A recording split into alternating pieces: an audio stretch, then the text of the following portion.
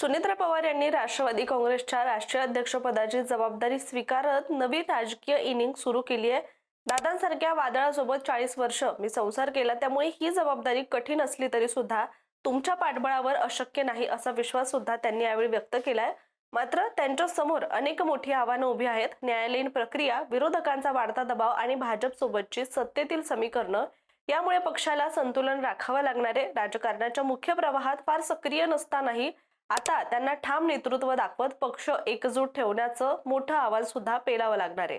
त्यामुळे राष्ट्रवादीच्या या नव्या लेडी बॉस समोर कोणती आव्हानं आहेत यावरच आज आपण बोलणार आहोत। नमस्कार, मी रामेश्वरी आणि तुम्ही पाहताय कट टू कट। अजितदादांच्या अकाली निधनानंतर सगळा महाराष्ट्र सुन्न झाला होता, अजूनही आहे।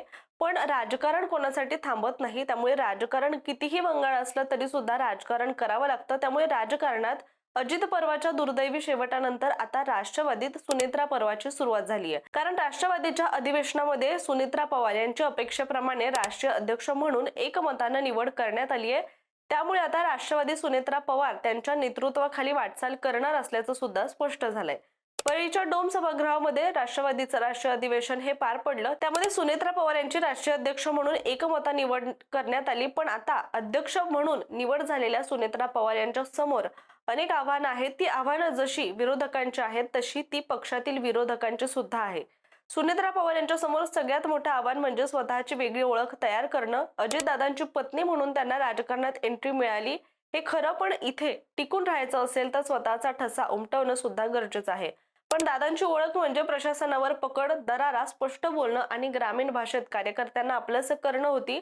पण आता सुनेत्रा पवार यांना तीच पदं आणि जबाबदारी मिळाल्यामुळे त्यांची तुलना दादांसोबत होणं हे साहजिक आहे। फक्त दादांची बायको म्हणून कार्यकर्ते कायम पाठीशी राहणार नाहीत, त्यामुळे स्वतःची वेगळी ओळख तयार करताना दादांची प्रतिमा कमी होणार नाही याची सुद्धा त्यांना काळजी घ्यावी लागणार आहे। 2029 पर्यंत स्वतःला सक्षम नेत्या म्हणून सिद्ध करणं हेच त्यांच्या समोरचं सगळ्यात मोठं टार्गेट असेल असं देखील म्हणता येईल। यानंतर त्यांच्या समोरचं दुसरं आव्हान म्हणजे अजित पवार यांच्या अपघाती आणि धक्कादायक निधनानं बॅकफुटवर गेलेल्या खचलेल्या सामान्य कार्यकर्त्याला नवी ऊर्जा देणं। कारण दादा कार्यकर्त्यांशी थेट कनेक्ट होत होते आणि सुनेत्रा पवारांना सुद्धा आपण कार्यकर्त्यांसोबत असल्याची जाणीव ही करून द्यावी लागेल।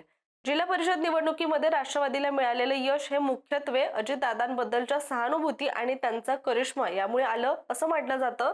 त्यात सुनेत्रा पवार यांचं थेट योगदान नव्हतं। त्यामुळे आता कार्यकर्त्यांमध्ये नव्यानं उत्साह भरण्यासाठी दादांची सावली या कार्यक्रमाची सुद्धा घोषणा करण्यात आलेली आहे। लवकरच सुनेत्रा पवार यांना राज्यभर झंझावाती दौरा करून कार्यकर्त्यांशी थेट संवाद साधावा लागणार आहे। कार्यकर्ता पक्षासोबत आहे, पण त्याला जपणं आणि जोडून ठेवणं ही मोठी जबाबदारी त्यांच्यावर असेल।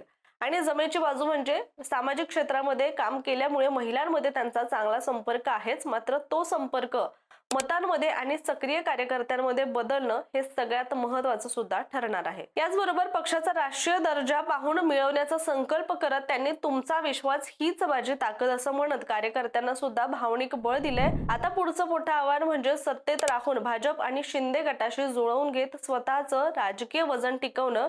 गरज पडली तर आपलं उपद्रव्य मूल्य सुद्धा दाखवावं लागणार आहे। सत्तेत गेल्यानंतर शिंदे गट भाजपात मिसळल्यासारखी परिस्थिती झाली, पण अजितदादांनी मात्र आपली वेगळी ओळख ही कायमच ठेवली होती।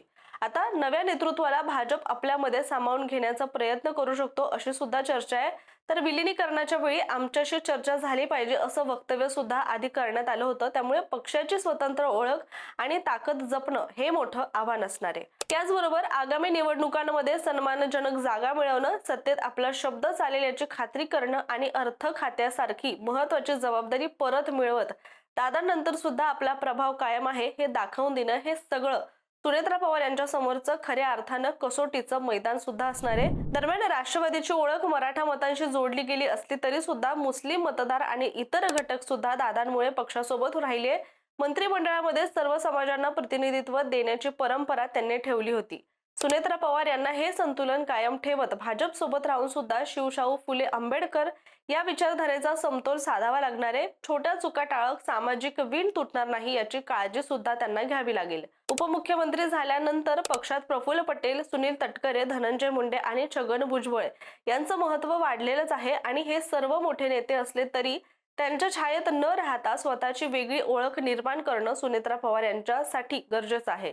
त्याच वेळी त्यांना दुखावता कामा नये हे सुद्धा तितकंच महत्त्वाचं असणार आहे।